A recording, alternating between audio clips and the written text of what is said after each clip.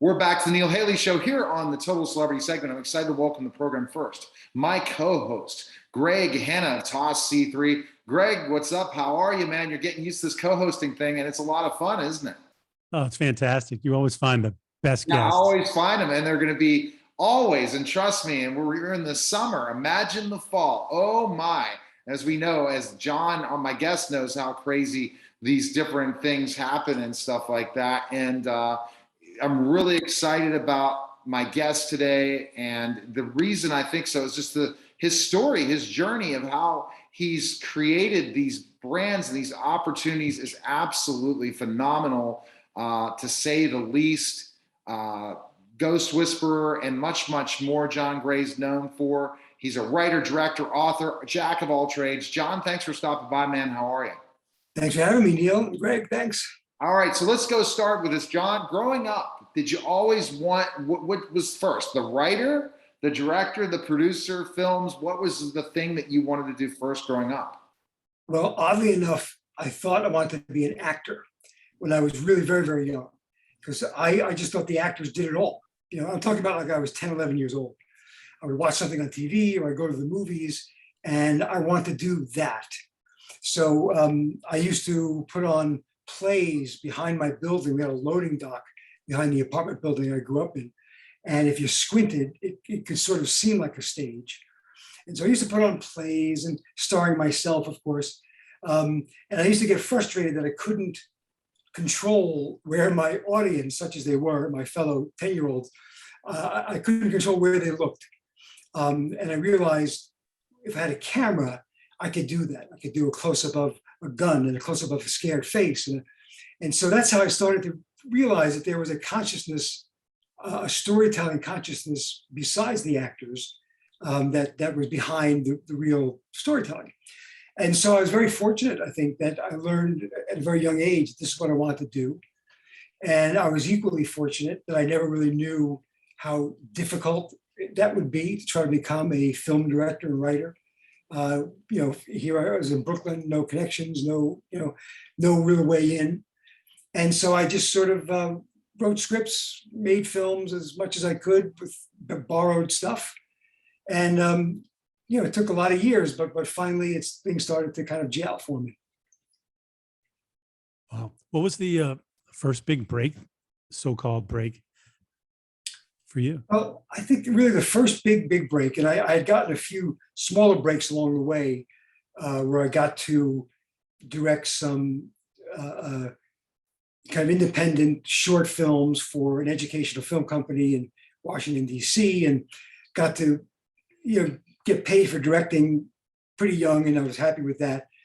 But I had written a script called Billy Galvin, and I had two producing partners, Tony Mark and Sue Jett, who were just brilliant and were great friends. And we were trying to raise money for this movie. It's just a little father-son story, coming of age story. And we were trying to get Robert Duvall to play the father. How do you get to Robert Duvall? We don't know. We found out who his agent was. And we did what they call a total over the transom submission. We just basically sent the script to his agent, who happened to be a guy named Fred Spector, who I didn't know anything about at the time, at CAA. And so we sent the script off to Fred Spector, and dear Mr. Agent, this is the film I want to make, and we'd love to have Robert Duvall be in it.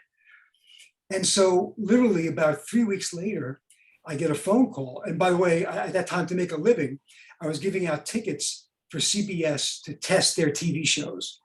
I was trying to recruit, tourists to come in, and there was a phone booth back in the days of phone booths on my corner, and that became my office. I gave out that number, and I would answer the phone, John Gray's office. Hold on, please. And so the phone rings, and they say, "This is Fred Spector calling. Hold for Fred." Yeah, and I was amazed. And it turned out that they really liked the script. They liked it for Bobby. I said, "Who?" Bobby Duvall. "Oh, of course, Bobby. Yes." And he said, "But we also like the writing. And who are you? And do you have an agent?" And I said, "I don't have an agent." And so the next thing I know, Fred Spector comes to New York on other business, and he asked to meet with me. And he signs me as a writer. And I said, "Really, I'm a director." And he said, "Of course you are. let's start with writing and we'll take it from there. So that was, that was like 1984, 84, I think. And so that was the culmination of about 10 or 12 years of eating my shoes. But once that break happened, then my whole career just fell into place, from that point on. And that seems like that's what happened in certain things. You get your first break, you get in, you develop those different things. How did this Ghost Whisperer thing happen? I mean, this is so huge for you. I mean, it's the thing I guess you're most known for, John, and it really was success. How did it happen? So, cut to many years later, I've now been making a lot of, I've made a few feature films. I've made many films for television, and a lot of them I made for CBS. And I had a really great relationship with CBS and the executives there. We liked each other a lot, liked working together. And I never thought about series. I really wasn't interested in series. I thought, same characters every week, same locations, basically. It really didn't turn me on. I love the world of movies where every movie is a different world, and you go to a different place to make it. It was just great. But at any rate, one of the executives, Bella Bajaria at CBS, called me and said that she had come across this woman who had been introduced to her by James Van Praagh, famed psychic. And this woman, Marianne Winkowski, was someone who could see ghosts and could convince earthbound ghosts to cross over. And Bella said, you should meet this woman. I think there might be a series here. I don't know, series, but I was in LA and Marianne happened to be in LA, even though she's from Cleveland. So I went to meet her at a Starbucks in Studio City. And I'm expecting this kind of exotic looking, ethereal woman, well, I don't know. And I walk in and there's Marianne, just like salt of the earth, decent Midwestern woman. Her husband Ted's with her, big burly ex-Marine, buzz cut, tattoos. Just not what I expected from the world of ghost seers. And I had such a great conversation with her. And we talked about what these ghosts were looking for and the idea of closure and the idea that they want to maybe get one last message across to their loved ones.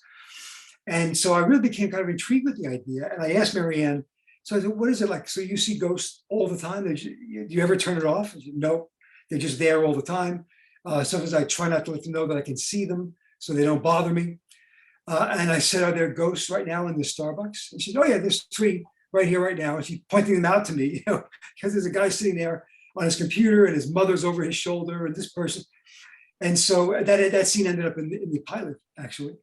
And so I walked away from that meeting thinking, I love horror. I love Gothic horror. I love ghost stories, and I love emotion, sort of like emotionally driven drama. And so I thought this might be a chance to meld all those things into a show. So I agreed to do it. I thought, well, I've never written a pilot. I'll write the pilot, and that'll probably be the end of it. They'll never make the show. And I wrote the pilot, and they say, yes, let's do it. Let's shoot the pilot. Okay, so I've never directed a pilot. I'll do that. They'll never make a series out of it, but it'll be a fun experience. I direct a pilot, and they liked it. They said, okay, let's do 13 episodes. And I was like, no, I have to do this 13 times. Are you kidding me? So we ended up doing 120 something times. And that was really it. The show kind of took off and was very successful in its time slot. I think it struck a chord with people. People were attracted to this idea of, having that chance to get that one final message to your loved one, getting a message. And so, we tried to make the show a combination. It was like a little bit of a mystery. It was a little bit of a horror movie. We had some humor in it, lots of twists and turns. And luckily, it just clicked with the audience. Did that show prompt you to do other shows or movies along the same vein in the horror genre? I did. I really did love the horror genre. I was less enamored of network television, just because of, we were doing 24 episodes a year and very difficult, really, for quality control when you're churning out that many episodes. So I wasn't really actively trying to do another series in that model, but it did. I learned a lot from doing it. Learned a lot about storytelling, and I've always had. It was no more or less after that show. I've always had an interest in the supernatural, and so I've written several horror movies or supernatural thrillers. The novel I just written, The Desecrated, is a supernatural thriller. And it's a genre that I really love. As a kid, I loved it. I love going to the movies and being scared. I think everyone loves being scared while you're safe at home or safe in the theater. And it's not the only thing I'm interested in. I've done comedies, I've done romantic comedies, Right. I've done straight dramas, but I always seem to come back to that kind of dark horror sensibility because I just love it. We'll get to The Desecrated next, but I wanted to ask you, right now, are you doing any other writing of other stuff? Not just your book. You're probably still working on some films and stuff you're doing, right? I am. We're actually just about to go out with Warner Brothers. I sold them a pitch also for a new horror series. We're just about to go out to start pitching that probably in the fall. I've been making short films as a way to kind of stay creative during a very slow process of development in Hollywood, which I got really frustrated with. So I decided to kind of go back to my roots as a young filmmaker, and I make these short films. My wife produces them with me, Melissa Peltier. She's a genius. And we make these short films for very little money, and we bring in all my friends I've worked with in the past, and we try to do one or two a year. And so I'm always writing one of those, and we go on the film festival circuit with those, which is a world I've really come to love. I love going out there and meeting other filmmakers, meeting young filmmakers.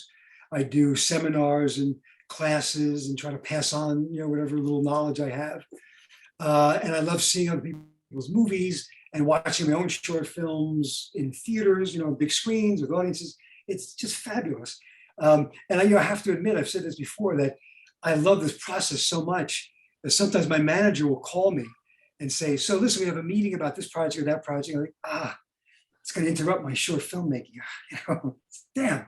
So it's really been sweet. And we have a horror movie based on the novel The Desecrated that we're trying to get on its feet. So, just a lot of balls in the air as you have to do in this business.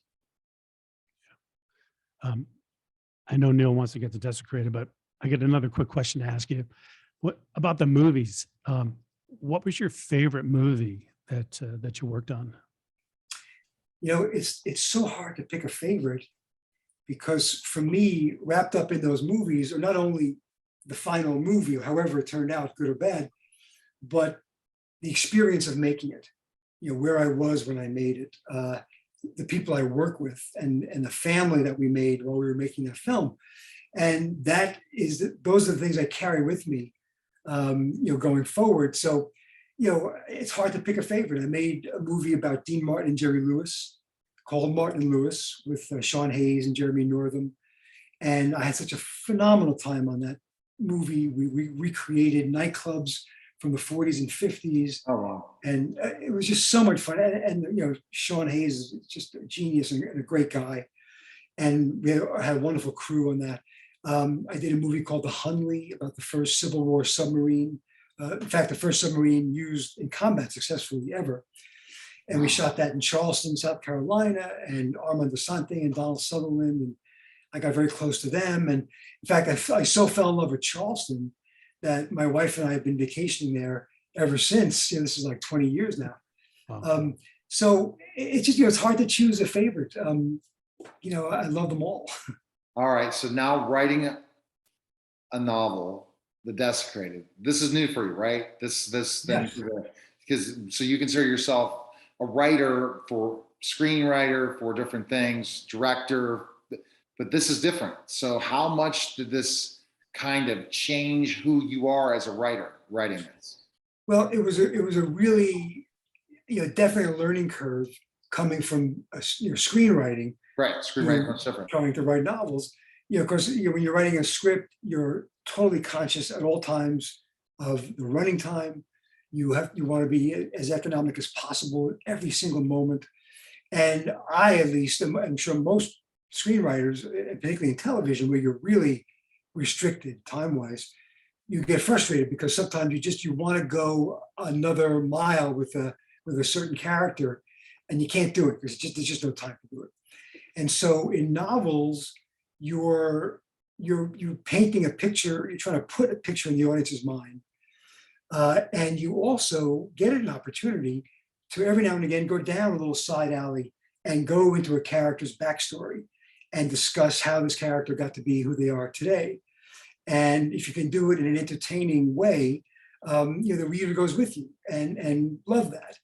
And so you still have to be economic and as spare as possible to make it a good reading experience, but there's so much more freedom in being able to use your words in as artful a way as possible, which is not important in screenwriting except for dialogue.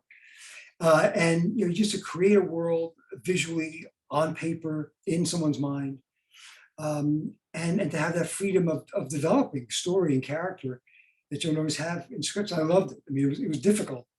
It was not easy for me, but I love it, and I think the next one will be a little bit easier anyway. Absolutely amazing. So go ahead, Greg, your next question. No, I was just going to ask you, I know you love doing the short films, and that's pretty exciting. Do you have a dream project that's in the back of your mind that you're always kind of nurturing and developing, and one day it'll come out? And yes, what's it going to be? I have a TV series that my wife and I have developed, and it's set in the world of the silent film industry. And it's about a woman, one of the few women who was able to own a studio, run a studio in those days, 1927. And it's really, it's not really about Hollywood. It's not really about the movie business. It's really a thriller about a con woman who manages to get to the heights, the top of Hollywood in 1927, and loves it, and has abandoned her life of crime to have this life of movies. And then her past goes back to haunt her, and secrets are revealed, and she has to now fight for her career. And it's something I'm really excited about. Been very difficult to sell because everyone's terrified of period pieces, terrified of the 1920s, terrified about what they perceive are Hollywood stories, even though it's not really. But it's a very strong female role, a very strong female show, and I'm just determined to get that done. Before I die, we're going to make that show. Who would you love to cast as the lead in that? It's interesting because you really could cast almost any age for this. The way the character is set up. So I'm not gonna nail one person because I don't want to limit it. But it could be anyone, from someone in their 60s to someone in their late 20s. Oh, wow. Now, talking about The Desecrated, tell us the premise without giving anything away. That's the problem, right? Aren't you glad we're talking about all these things in the book? Because when you talk about the book too much, people aren't going to buy it. But they're going to call John Gray and say they're buying it because they're a fan of John Gray. That's the goal of branding, and you're branded in that way. So writing a novel, you have more opportunities to sell more books because you're already branded.